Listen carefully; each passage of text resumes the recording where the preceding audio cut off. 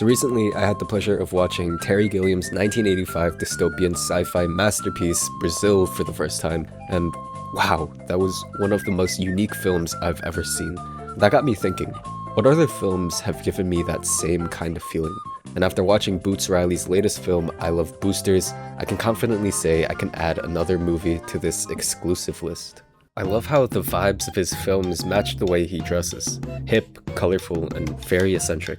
His debut film, Sorry to Bother You, was one of my favorites from 2018 because of how wholly original it felt, and while I really enjoyed that film, I think his latest is even better. The whole film centers around a group of boosters called the Red Velvet Gang, raiding clothing stores run by fashion icon Christy Smith around the Bay Area. These three women, Corvette, Maria, and Sade, who first run their schemes to resell the clothes, are dragged into an even bigger one. Much like Brazil, I Love Boosters raises commentary on the abhorrent greed and dishonesty of our consumerist society through its sheer absurdism. The antagonist Christy Smith, played by Demi Moore, works in a glass office that leans like MJ, and they constantly play with this joke. The clothes she sells in her stores are outrageously priced. I mean, you gotta pay like $2,000 for something that looks like this. As the film progresses, the story just gets more and more deranged. I won't spoil what happens in the film, but if you've seen Sorry to Bother You, you know some crazy shit is gonna go down. And it's this nonsensical vision from Boots Riley that makes the film both insanely hilarious,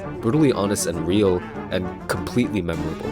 With the influx of digital cinematography in modern filmmaking, there's been a trend of muted, more desaturated colors in movies. To quote Sir Donkey, "They're just this desaturated mess of green and brown and gray. Then you got Modern Warfare 2 over here.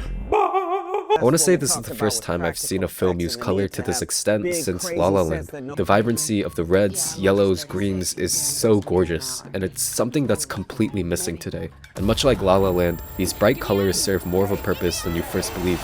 The one I caught immediately was how Christy Smith, who's seen as a fashion genius, is primarily shown wearing the more monochromatic colors of black, gray, and white, while Corvette, the real talented designer, is always seen in these vibrant colors. Shout out to costume designer Shirley Kurata. This film would not be as colorful or beautiful without her work.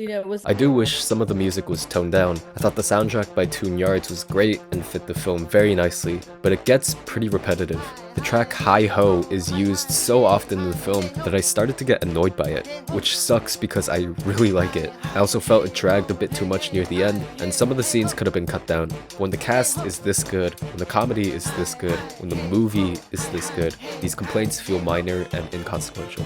I cannot wait to rewatch this, so please, if this is playing in a theater near you, go and watch it with a friend, and while you're at it, go watch Obsession 2. Easily the scariest film I've seen in years. Nosso mano bigodão dando um trato, tá ligado?